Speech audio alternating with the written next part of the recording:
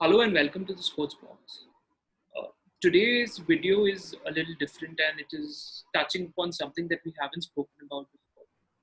And I think this is the problem with the current generation and all of us, me included, that we often need a big incident to sort of highlight certain issues that should be spoken about in normal times.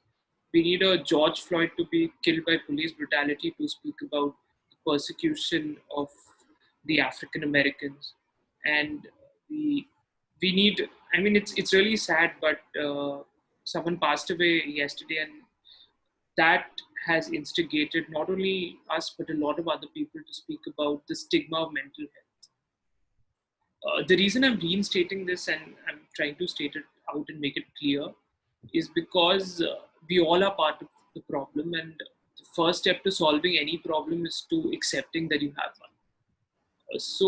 Puneet, the topic today is something which is a little sensitive, and since we ourselves are a sports channel, we would want to highlight the various sportsmen who've gone through such issues and who've spoken openly about it. Because sportsmen in India and all across the world are role models, and if we see them coming out and speaking openly about it, it would probably spur us on to come out and speak about it, because this is no joke. It's in India, people tend to take mental illnesses very, uh, you know, not in the same way as we take a fever, even a normal fever or a viral fever. If you have a fever, you take a medicine.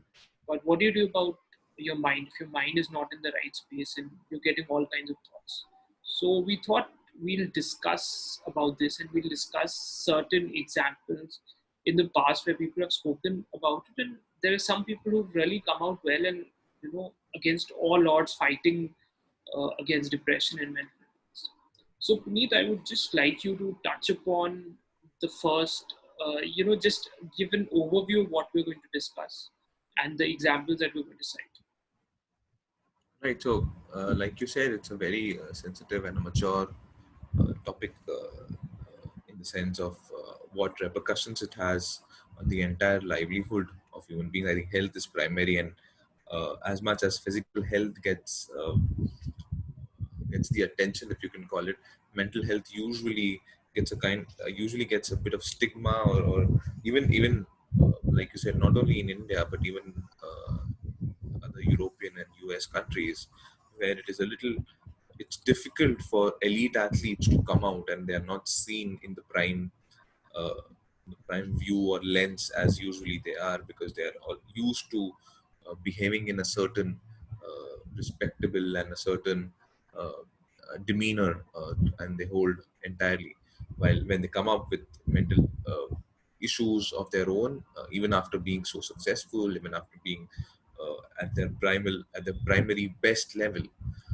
And this is what we are going to discuss. We are going to discuss a few athletes. We are going to discuss what they went through, right from the Michael Phelpses to Virat Kohli's to Glenn Maxwell's, and also how they came out. I think that is a very big lesson for us, a very big understanding of with strength and grace how these legends were able to not only share their personal experience, but what that does is for a general public, not like us, but also the entire sporting fraternity, that it creates an awareness and breaks down the stigma that is around mental illness.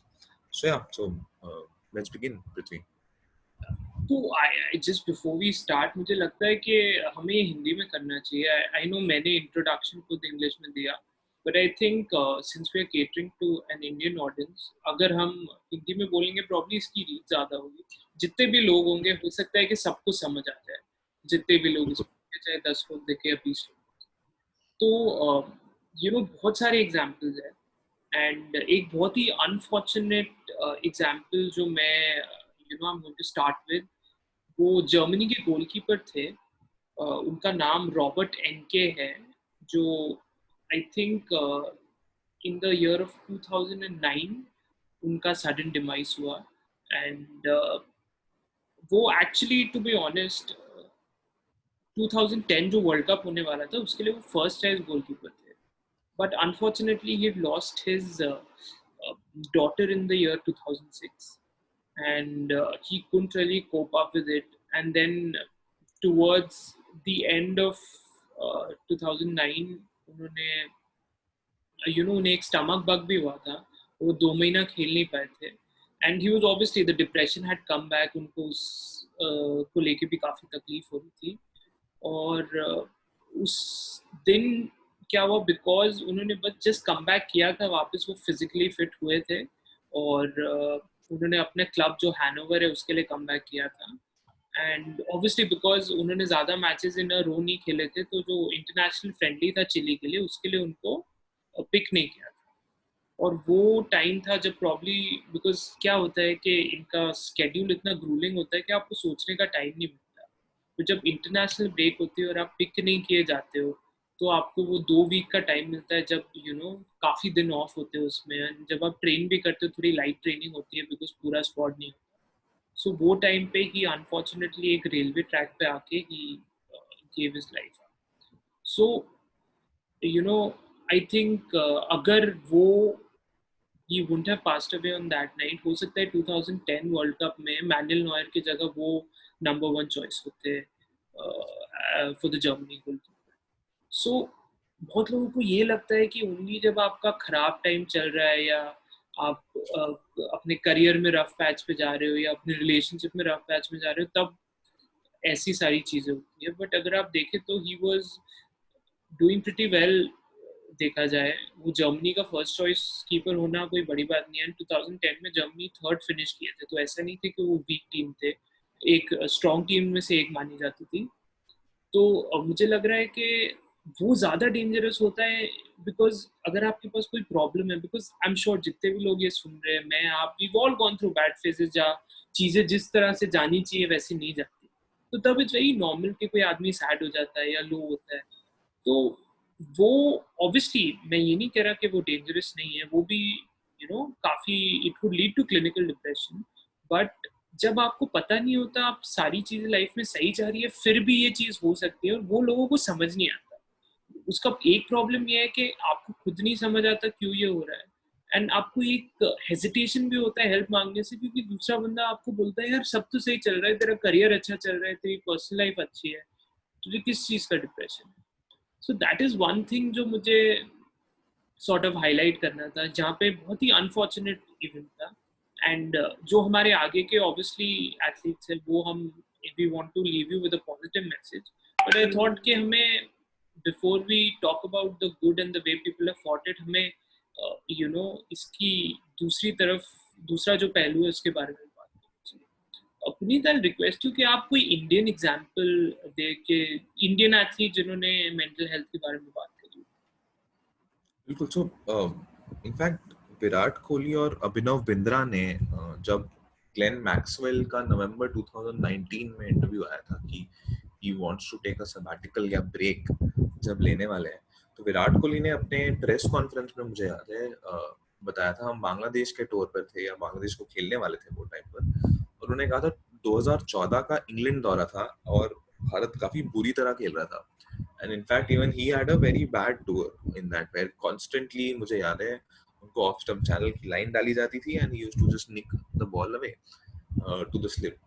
और जब वो होने लगा, जो जो if you have seen Virat कोहली's personality, वो खुद ऐसे हैं जो इंटेंसिवली गेम में बने रहते हैं। In fact you see likes of Dravid, you see likes of Kohli, these guys go deeper in the game when they are not playing well। like मुझे लगता है कि वो जब अच्छा खेल रहे होते हैं तब एक्स लेवल हार्डवर्क कर रहे होते हैं, जब बुरा खेल रहे होते हैं तब x+1 नहीं x² लेवल हार्डवर्क करना शुरू कर देते हैं। और यही हुआ विराट कोहली के साथ, जब उन्होंने कहा कि जब मैं और हार्डवर्क करने लगा और मुझे लगा कि नहीं यार, फिर भी मेरे से नहीं हो रहा वो, and even then I felt that मेरा करियर यहाँ खत्म हो जाएगा। मुझे लगा कि अगर मैं जाके किसी से बात करता हूँ कि मुझे मेंटली सही नहीं लग रहा वो चीज करना, तो मुझे तो शायद मेरा करियर ही वहां खत्म हो जाए। और ये उन्होंने तभी कहा था कि आई थिंक इंडियन बोर्ड को ये चीज सपोर्ट करनी चाहिए कि आप you are able to come out of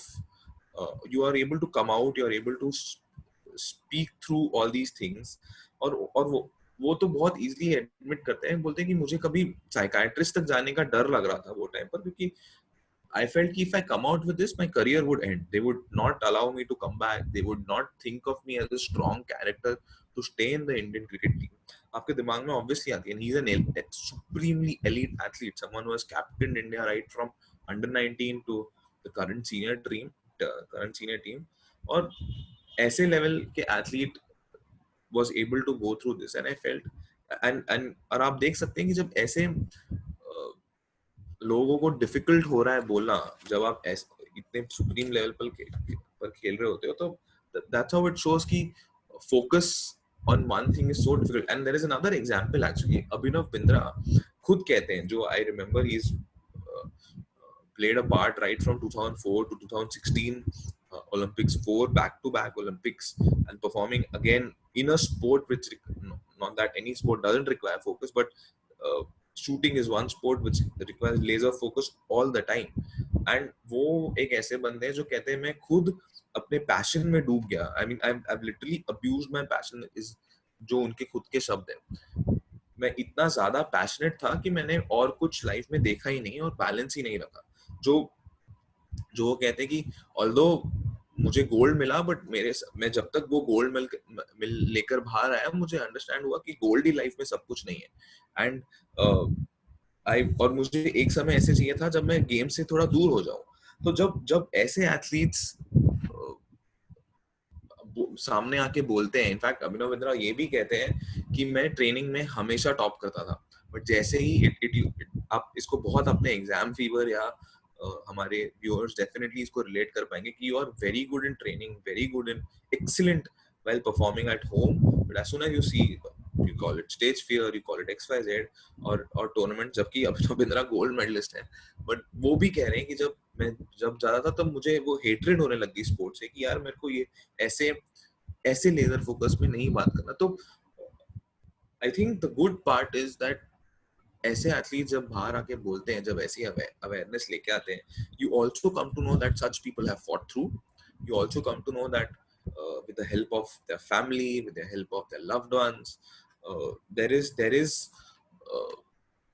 a stance, there is a road, a path बना हुआ है एथलीट के लिए. तो बिल्कुल नॉर्मल लोगों के लिए भी जो कॉन्स्टेंटली अपने टास्क में, अपने काम में डेडिकेटेड है, उनके लिए भी है, अपने लव्ड वंस के लिए. So I think these two examples जो बहुत मुझे पर्सनली हिट हुए, क्योंकि Abhinav Bindra was someone that completely surprised me because उनका योगा स्केड्यूल मैंने पढ़ा हुआ है. वो अभी currently Abhinav Bindra targeting performance academy भी रन करते हैं. तो like it's a real surprise and you no it's very strong of him to come out with such statements. बहुत सही बात आपने मेंशन की है, बिकॉज बहुत बार ऐसा होता है कि हम हमें लगता है कि ये तो गोल्ड मेडलिस्ट है ओलंपिक्स में, इसको क्या चाहिए होगा लाइफ में, और that is in the last so many years I think he is been one of the rare gold medallist in India. And वो भी बहुत ही कंपेटिटिव स्पोर्ट में. ऐसा नहीं है कि उनके बाकी परफॉर्मेंसेस खराब रहे. He is always perform well at all the Olympics he is participated in. तो वो तो बहुत बढ़िया बात है. बट अगर ओलंपिक्स की बात आ रही है, I am now going to speak about a man जो 28 गोल्ड मेडल जीत चुके हैं. बहुत सारी कंट्रीज अपनी लाइफ टाइम में इतने मेडल नहीं जीते जितने वो अकेले जीते हैं. And he is none other than Michael Phelps, the swimmer. और वो उन्होंने अपने एक्सपीरियंसेस बताया, और उन्होंने बताया कि after every Olympics, even after winning the gold medals और सब कुछ हासिल करने के बाद, वो कहते थे वो वापस डिप्रेशन में जाते थे. इसका एक रीजन ये भी हो सकता है कि बिकॉज आप इतना ट्रेन कर रहे हो और इतनी मेहनत करते हो, और आप 4 साल ट्रेन करते हो वो कुछ दिनों के लिए जिनमें आपके कॉम्पिटिशन होते हैं, मे बी वो 1-1.5 वीक तक जो भी चलेगा वो चलेगा, और उसके बाद आपके पास वो पूरा मेडल आ जाएगा. एंड देन वो एक ड्राइव किल हो जाती है आपके अंदर की प्रॉब्लम. आपने इतना कुछ दे दिया, जैसे अभिनव बिंद्रा ने सब कुछ के ऊपर कुर्बान कर दिया. तो that is why I think उन्होंने बोला कि एवरी ओलंपिक्स, मतलब बीट द 18th ओलंपिक 2004 वाला, 2008 में बीजिंग और 2012 में जो लंदन ओलंपिक्स हुआ था, उन्होंने बोला वो हर ओलंपिक के बाद डिप्रेशन में गए एंड यू नो इनिशियली उनकी हैबिट्स खराब होती गई। वो एक बार he was caught drink and drive में वो पकड़े गए थे। He was driving under the influence. फिर उनकी एक फोटो वायरल हुई थी जहाँ वो आई थिंक एक बॉन्ग में से स्मोक अप कर रहे थे, तो वो भी काफी you know that was again वो आफ्टर द ओलंपिक्स वाला फेज। और वो कहते हैं जो सबसे खराब जो उनके साथ एक्सपीरियंस हुआ था वो 2012 में था। एंड जो 2012 का इंसिडेंट था वो कह रहे थे वो पॉइंट पे ऐसा आया कि मुझे आगे जीने की इच्छा नहीं थी। मतलब he said that he lost all willingness to live. और उन्हें समझ नहीं आ रहा था वो क्या करे, बिकॉज हर साल होता था बट वो एक लेवल के बाद use to come out of it. और फिर अपनी उनकी ऑब्वियसली उनका स्केड्यूल इतना ग्रूलिंग रहता है, ऐसे तो कोई 28 गोल्ड मेडल जीतता नहीं है। ऑब्वियसली बहुत ही इंटेंस ट्रेनिंग होती थी, तो आप उसमें घुस जाते हो और आपको पता नहीं चलता व्हाट्स हैपनिंग। बट 2012 के बाद उन्होंने सोचा कि अभी एक तो उनका स्विमिंग पे से वो उठ गया था, the love he had for the sport. उनको लगा नहीं कि उन्हें वापस कम बैक करना चाहिए या कुछ करना चाहिए। And he was in that phase, और बहुत ही बुरा फेज था। वो कहते हैं आई वाज बहुत बार उन्होंने सोचा कि वो अपनी जान ले, बट फिर एक पॉइंट पे उन्होंने रियलाइज किया क्या शायद it's okay not to be okay. और अगर जस्ट बिकॉज वो एक गोल्ड मेडलिस्ट है वो अपने प्रोफेशन में बहुत अच्छे, इसका मतलब ये नहीं कि वो सारी चीज़ों में उतनी अच्छे होंगे। मे बी वो अपने इमोशंस के साथ अच्छे से डील नहीं कर पा रहे। तो फिर उसके बाद उन्होंने हेल्प मांगी, और ऑब्वियसली उन्होंने अपना पूरा एक्सपीरियंस बताया जिस हिसाब से उन्होंने साइकियाट्रिस्ट से ट्रीटमेंट ली। और ही वाजंट फीलिंग गुड। उनको जब नर्स ने पूछा कि कैसा लग रहा है, कहता है I don't feel good, I am not a morning person, because उन्हें मॉर्निंग में उठाया गया था जब उनकी ट्रीटमेंट चल रही।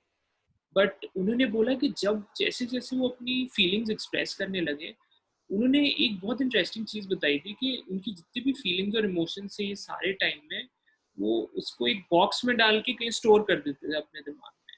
तो क्या होता था वो व्हाट हैपेंड, जो मुझे पर्सनली लगता है, ऑब्वियसली मैं कोई ट्रेन थेरेपिस्ट नहीं हूँ, बट अगर आप लॉजिकली देखें तो इतना अक्यूमुलेट हो गया कि उनका माइंड उसको हैंडल नहीं कर पाया। 2004 में थोड़ा हुआ, 8 में थोड़ा, बट 12 तक वो इतना भर गया था। उन्होंने बोला कि हम इमोशंस के बारे में बात नहीं करते, इसको एक स्टिग्मा माना जाता है सोसाइटी में। लोग बहुत लोगों में, बहुत कल्चर में, और आई एम प्रीटी श्योर छोटे शहरों में और गांव में तो अगर कोई साइकियाट्रिस्ट से मिलने की बात करे तो लोग बोलते हैं अरे तू पागल थोड़ी ना, तू क्यों जा रहा है। ये बोलने में बड़ा इनसेंसिटिव साउंड करता है, बट ये गलत नहीं है। और इसको हम अगर बोले कि बहुत रिडिकुलस स्टेटमेंट है तो वो नहीं होगा, बिकॉज बहुत जगहों पे अभी भी ये माना जाता है। पर उन्होंने वो ट्रीटमेंट ली एंड अभी वो बहुत ही बड़ा एग्जाम्पल है। उन्होंने एक डॉक्यूमेंट्री भी बनाई, और उन्होंने जितने भी एथलीट्स होते हैं जो सिमिलर प्रॉब्लम से फोकस कर रहे हैं, वो भी उन्होंने स्पेसिफिकली ओलंपिक एथलीट्स पे फोकस किया। जो बिकॉज ओलंपिक्स में ऐसा होता है कि आप 4 साल एक इवेंट के लिए प्रिपेयर करते हो। ऑब्वियसली आप और कंपटीशन में एंटर करते हो, बट आप वो 4 साल जो लगाते हो पूरी मेहनत लगाते हो, और वो कुछ जितना भी वो इवेंट होता है कुछ दिनों का, उसके लिए आप पूरी मेहनत करते हो। तो आई थिंक जब आप एक गोल पे पहुंच जाते हो, आपने डिसाइड किया मुझे एक मेडल जीतना है, आप जीत जाते हो, उसके बाद क्या लोग ये मतलब इट्स वेरी, चलो फेलियर्स होते तो इट इज अंडरस्टैंडेबल कि कोई ऐसे डाउनफॉल पे चले जाए या पिट में चले जाए। बट आप जब कुछ अचीव कर लेते हो तो बहुत बार ऐसा होता है कि कुछ बहुत बड़ा अचीव करने के बाद आप ये स्पेल में चले जाते हो जहाँ आपको समझ नहीं आता कि मेरा पर्पस क्या है लाइफ में, और मुझे और चाहिए क्या, और मैं और क्या कर सकता हूँ। तो ये इनकी स्टोरी आप है, मुझे लगता है बहुत इंस्पायरिंग स्टोरी है। पुनीत आप बिल्कुल एक्चुअली नहीं, आप ये बोल रहे थे तब मुझे याद है मैंने पढ़ा था ये कहीं कि वो कहते हैं कि this is the easy part. मतलब जो वो मेडल्स जीते हैं वो कहते हैं that he completely dedicates it to his hard work, his intensity, he is not giving up spirit. And वो सब उनको वो आसान लग रहा था। And if you like you said initially कि 28 मेडल जीते हैं जो कंट्रीज तक नहीं जीत पाती, तो that was his the easiest part. But जब वो वापस आते थे ओलंपिक से, तब एवरी ईयर लाइक राइट 2004 2008 2012 हमेशा वो फीलिंग आती थी कि नहीं बस अब और क्या करना है और क्या करना है। he's one of the, I think, I don't know who's the youngest, but I'm sure he's one of the youngest when he's won a medal at 15, 15 की साल पर जीते हैं, and playing that sport at an extremely intense level year on year, performing only for the Olympics to win. I am sure कि वो कहते हैं ना कि इंटेंसिटी और डेडिकेशन भी प्राइज होती है, इसलिए आई थिंक वो अभिनव बिंद्रा का पॉइंट कि मुझे बैलेंस नहीं मिल रहा था जब मैं इतना लेजर फोकस था is very critical.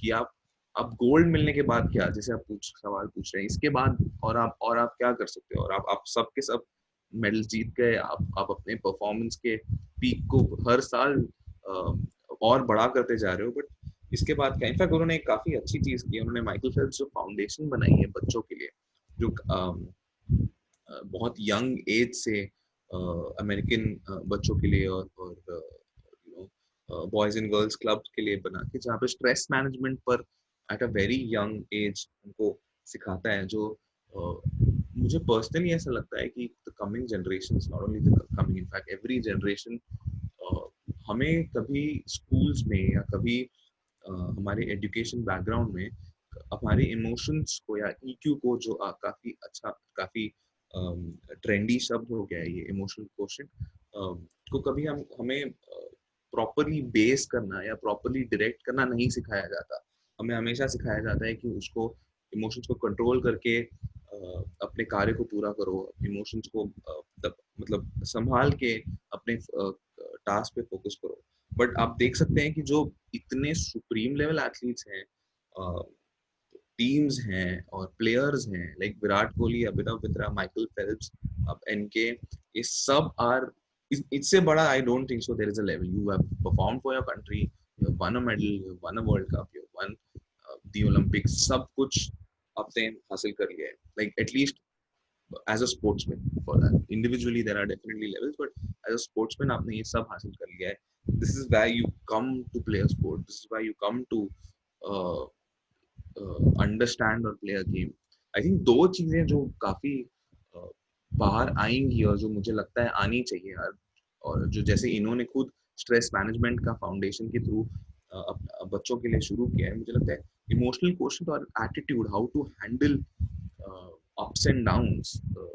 Sport is one thing, sport आपका प्रोफेशनल लाइफ हो गई, आपका करियर हो गया, ये सब एक एक चीजें हैं। There are multiple facets, multiple layers in everyone's life, be it personal, be it your family, be it your individual desires। ये सब चीजें लेवल्स हैं जो हमें यूजुअली नहीं सिखाई जाती इन स्कूल और when we are growing up while parenting। I think यहाँ से शायद पेरेंटिंग भी एक अलग, इफ नॉट अलग बट एक डायरेक्शन लेगी, एक स्ट्रॉन्गर पॉइंट ऑफ व्यू लेगी कि मेरे बच्चे को या हमारे ग्रोन अप किड्स को कैसे हमको हैंडल करना है, या किस तरीके से उनको किस तरीके का प्रेशर डालना है। And having said that, I don't think सो एक बंदा या कोई पेरेंट किसी को ऊपर नीचे कर सकता है, but professional himself has to take care कि वो जब थोड़ा ऊपर नीचे फील कर रहा है तो how does he come out of it. तो I think these are very strong examples, and जैसा यू राइटली पुट कि यार they have come out of it, they have been able to come out जब बंदे को actually लग रहा हो, like in Michael Phelps story यार, कि मुझे सुसाइड करना है after such a strong career. तो I think that's a very inspiring story. मुझे लगता है कि काफी स्पोर्ट्समैन या जो टॉप लेवल एथलीट्स हैं वो अगर ऐसे बाहर आए। इनफैक्ट मैंने अभी रिसेंटली पढ़ा था कि इंडियन विमेन्स क्रिकेट टीम की कैप्टन हरमनप्रीत कौर ने बीसीसीआई से रिक्वेस्ट की थी कि हमें एक साइकोलॉजिस्ट या साइकाइट्रिस्ट रखें जो परमानेंटली टीम के पास रहे।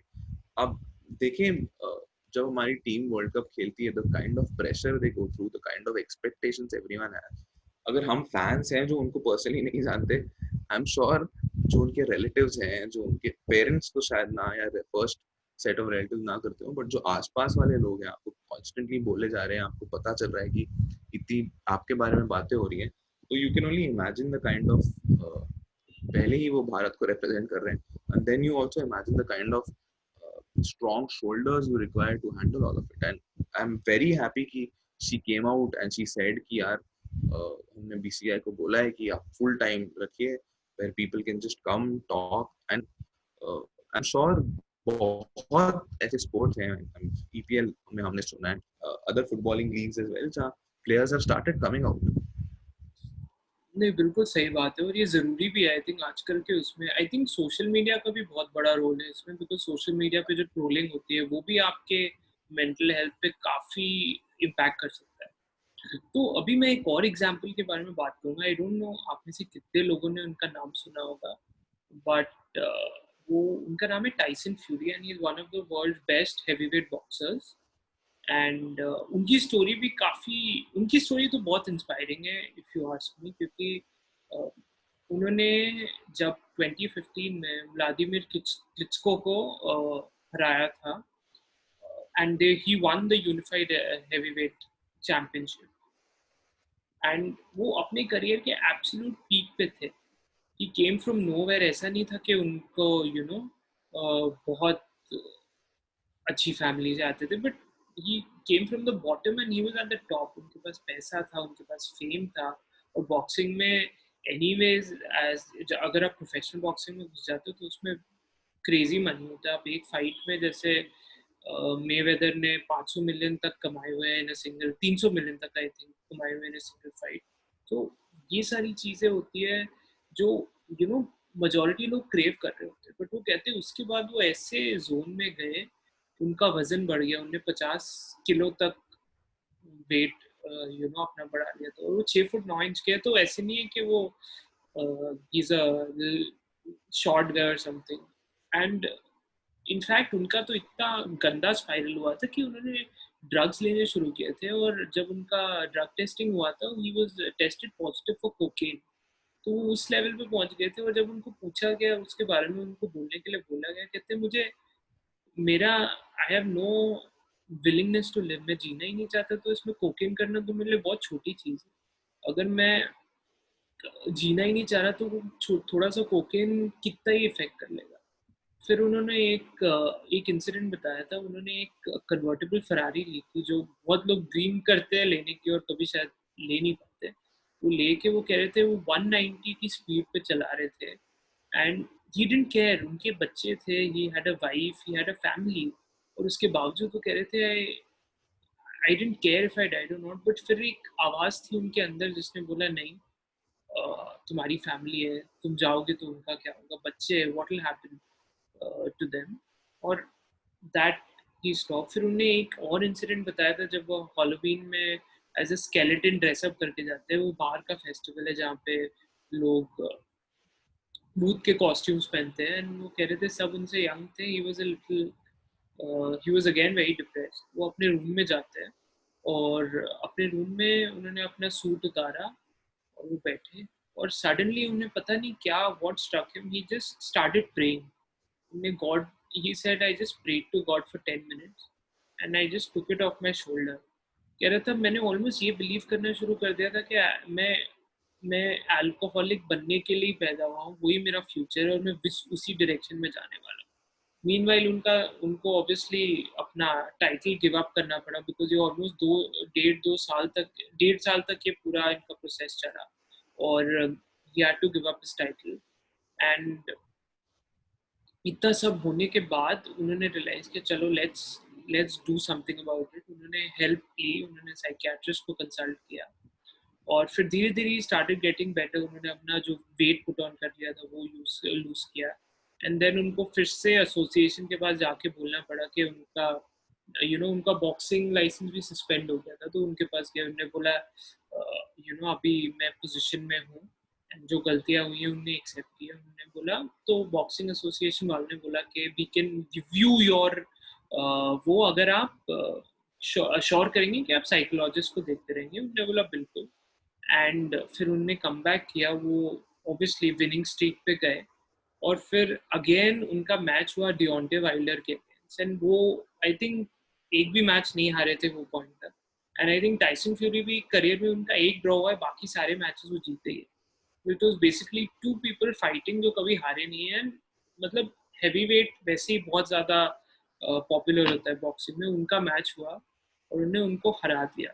काफ़ी क्लोज कॉन्टेस्ट था, एंड उन्होंने उनको हरा दिया, and again he became the champion again. मगर आप सोचिए कि एक बॉक्सर जो ऐसे लेवल पे आ गया, who was thinking of suicide, वो वापस आके उन्होंने वापस करियर ही नहीं रिज्यूम किया, वो वापस टॉप पे पहुंचे।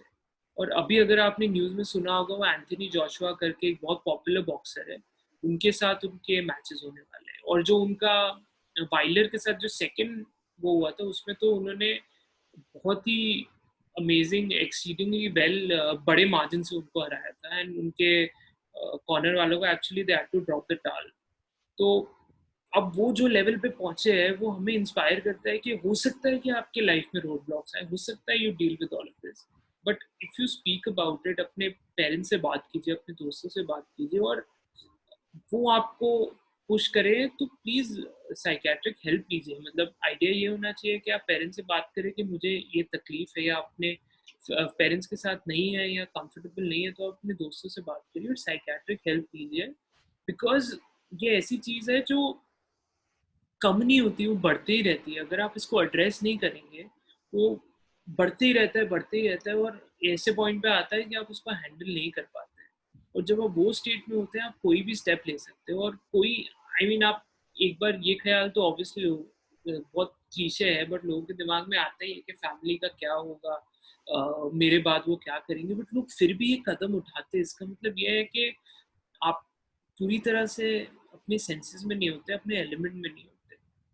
तो मुझे लगता है कि हमारा ये वीडियो करने का जो बेसिक इंटेंशन था वो यही था कि हम आपको इसके बारे में अवेयर कर पाए और आपको ये बता पाए कि आपके जो बड़े बड़े स्पोर्टिंग आइडल्स हैं वो भी आपकी तरह ही वाल्नरेबल है, उनको भी आपकी तरह ही तकलीफें होती है, जस्ट दैट वो बातें करते नहीं है। अब लोग बाहर आके बात करना शुरू किए, जैसे उन्होंने अभिनव बिंद्रा और विराट कोहली के बारे में बात की है। बट लोगों तो ये स्टिग्मा जो है मेंटल हेल्थ का, इसको हटाना बहुत जरूरी है। जो एक कलंक माना जाता है कि आप साइकियाट्रिस्ट के पास जा रहे हो, आपने सेशंस करे, ये किया है, तो लोग बहुत ही नेगेटिव वे में लेते हैं और उनको लगता है आप में कुछ गड़बड़ है। वो कोई गड़बड़ नहीं है, ये सबके साथ होता है, सबके फेजेस आते हैं। जस्ट दैट आप अगर बॉडी के लिए आप एक्सरसाइज करने के लिए आप जिम जाते हैं एंड सोल के लिए आप स्पिरिचुअलिटी और ये सब में करते हैं, बट आपके माइंड का क्या? आपका माइंड को भी तो कुछ तरह की दवा चाहिए। तो लोग मेडिटेशन कहते हैं बहुत अच्छा सोर्स है करने का, because it helps you relax. आप अपने थॉट्स के साथ रहते हो और आप उनको ओवरकम करना सीखते हो और उनके साथ कंफर्टेबल हो जाते हैं। बिकॉज बहुत बार होता है कि आपके थॉट्स इतने ज़्यादा होते हैं कि आप उसको उसके साथ आप ओवरवेल्म होकर उसके साथ डील नहीं कर पाते। तो मुझे लगता है कि ये सारी चीज़ें आपको हेल्प कर सकती है। मेडिटेशन हेल्प करता है, थोड़ा फिजिकल एक्टिविटी भी हेल्प करता है मेंटली, कि आपको जो एनर्जी और एंग्जाइटी जो होती है उसको कम करने में हेल्प करता है। स्पेशली मॉर्निंग वर्कआउट्स बहुत लोग कहते हैं कि that is a very good tool. तो अपना ध्यान रखिए, स्पेशली कोरोना वाले टाइम में जब इतना आप अकेले अपने साथ लॉक्ड है, हो सकता है कुछ हो अकेले रह रहे हो, उनके पास कोई हो नहीं है आसपास जिससे वो बात कर सके, इन पर्सन। वीडियो कॉल और टेक्नोलॉजी तो हो गई है, बट हम चाहेंगे कि आप अपना ध्यान रखें सबसे पहले और आपके आसपास वाले हैं जिनसे आप कनेक्ट करते हो ना हार्ट टू हार्ट लेवल, आप उनसे भी बात कीजिए। पुनीत, आप कंक्लूड करने के लिए क्या बोलना चाहिए? बिल्कुल, आई थिंक यू बहुत ही बढ़िया कंक्लूजन और बहुत ही बढ़िया आपने इसको संक्षेप में समराइज किया है। I think the basic purpose of this video was हम आपके सामने सिर्फ वो पॉइंट्स रखें कि ये सब एथलीट्स, मतलब everyone is going through something. मेरे हिसाब से I don't, everyone has, like I said, काफी लेयर्स होते हैं ऊपर नीचे सबके, like B it an athlete, B it a human being, B it anyone who is who's going through life in general is going through something. So the best part about this is अब जब ऐसे athletes बाहर आते हैं और ये सब चीजें डिस्कस करते हैं, the best part about that is कि it makes them human at level and you start realizing कि हाँ यार ये भी है, लाइक अभिनव बिंद्रा भी है या विराट कोहली भी है या इवन माइकल फेल्प्स भी है जो दुनिया की हर चीज हासिल कर चुका है या हासिल कर चुका है। इवन टाइसन फ्यूरी है जो ऑलमोस्ट अल्कोहलिक लेवल तक बन चुका था और फिर आके फिर अपने पिनिकल ऑफ द स्पोर्ट पे फिर पहुंचा है। तो जब हाउ हैव दे कम, जैसे पृथ्वी ने बताया, एक्सरसाइज की, थोड़ी फिजिकल एक्सरसाइज की, अपने सबसे सबसे इम्पोर्टेंट बात फर्स्ट इज रिकग्निशन। आपको वो चीज समझ आई और आपने जाके लोगों से बात की without being judged. I am sure वो एक नेटवर्क आपका होता है जिनको आप पूरी तरह ट्रस्ट करते हो, आप जस्ट आप बस उनके सामने जाके बात कर सकते हो without them asking you for anything और शेयरिंग एनीथिंग। बस आप उनसे बात करिए। और हम कोई एक्सपर्ट तो नहीं है, but these are the things which ऐसे एथलीट्स इन्होंने की है एंड और अब ये सबसे बड़ी मोटिवेशन यही रहेगी सबके लिए कि ये सब अपने पिनिकल पे अभी भी हैं। टाइसन फ्यूरी अभी भी हैं। माइकल फेल्प्स खुद कहते हैं कि इनफैक्ट उनको ये फेज से आने के बाद ज्यादा खुशी मिली थी जबकि वो इतने गोल्ड मेडल जीत चुके हैं। तो you can sort of realise कि वो डिफरेंस कितना है जब एक बंदा हम ड्रीम कर सकते हैं। I personally if I was given an opportunity कि 12 गोल्ड मेडल या से $100,000 or even $10,000 million, I would actually choose gold medals by even in the blink of an eye. इतना श्योर हूँ। और वो छोड़कर वो कह रहे हैं कि मेरी ये रियलाइजेशन जब मैं खुद को इतना समझ पाया, खुद को इतना अंडरस्टैंड कर पाया, was even bigger than that. So that says a lot about that says a lot about humanity. That says a lot about our mental well-being कितनी important है। और थैंक यू फर्स्टली लिसनिंग, ये सुनने के लिए। ये हमारा एक पॉइंट ऑफ व्यू है, ये हमारा एक नजरिया है ऑन हाउ हम ऐसी चीजों को देखते हैं और क्या सीखते हैं हम इनसे। हम ये बिलीव करते हैं कि हर चीज सीख है एक, और आप स्टेप्स लेते हो इम्प्रूव करने के लिए। और आई होप ऐसे टाइम पे आपको ये वीडियो अच्छा लगे। आप इसके बारे में प्लीज कमेंट कीजिए। आप अपने दोस्तों और फैमिली और एवरीवन के साथ अच्छी तरह खुशी खुशी से रहें, बात करते रहें, और हम इसी तरह आपको मिलते रहेंगे। ठीक है, thank you so much Puneet इसको सम अप करने के लिए। एक लास्ट चीज बिफोर आई जस्ट एंड, मैं ये बोलना चाहूंगा बिकॉज टाइसन फ्यूरी, अगर आप देखें, इतना आयरॉनिकल है, वो लोगों को नॉकआउट करते थे फॉर अ लिविंग, और उनको ऐसी बीमारी हो जाना। और उन्होंने एक बहुत ही अच्छी चीज बोली, उन्होंने बोला कि जब मैं, मेरे लिए बॉक्सिंग इजी था, सिमिलर चीज जो माइकल फेल्प्स ने बोली, मेरे लिए स्विमिंग गोल्ड मेडल इजी था। कहते बिकॉज मैं किसी और को फाइट करता, बट जब मैं डिप्रेशन फाइट कर रहा था, मैं खुद से फाइट कर। आप किसी और को तो हरा सकते हो, बट आप खुद को कैसे हरा, या आपके अंदर की जो आवाज है उसको कैसे हरा। तो वो कहते हैं कि ऐसा नहीं होता कि वो चली जाती है सारी तकलीफें, बट आप उसको डील करना सीख जाते हैं। बहुत बार होता है तकलीफें इतनी बड़ी नहीं होती, बट आपके पास कोई मैकेनिज्म नहीं होता उसके साथ डील करने। सही बात है। हमारा तो बस। माइंड में, हम्म, और आप अपने माइंड में वो परफेक्शनिज्म, लाइक एलीट एथलीट्स के साथ मेरे हिसाब से वही होता है, आप परफेक्शनिज्म बना लेते हो। That is the only level to live at. आप उसके अलावा और कुछ देखते ही नहीं हो। और टाइसन फ्यूरी का बहुत ही बढ़िया एग्जांपल है, like if he is come through all of this, I mean nothing better. और मैंने आई थिंक देखा है कैसे थे वो, जब आप बता रहे थे 50 पाउंड्स 50 किलोज उनके बढ़ गए थे तो point in time. And phenomenally inspiring story. चलिए, बस आखिर में ये बोलूंगा कि कोई भी प्रॉब्लम को अगर सॉल्व करना है तो पहला स्टेप तो यही है कि आप उसको एक्सेप्ट करें और उसके बारे में बात करें। हमारा इतना ही आपसे रिक्वेस्ट है कि अगर आपको अनकंफर्टेबल लगे, आप कुछ भी तरह की प्रॉब्लम हो, आप अपने दोस्तों से बात करें, आप अपने परिवार वालों से बात करें। इससे ज़्यादा इसका कोई एजेंडा नहीं है। हम बस आपको थैंक यू बोलना चाहते हैं for tuning in and listening to us, and thank you so much, and stay safe and stay happy. Yes, bye.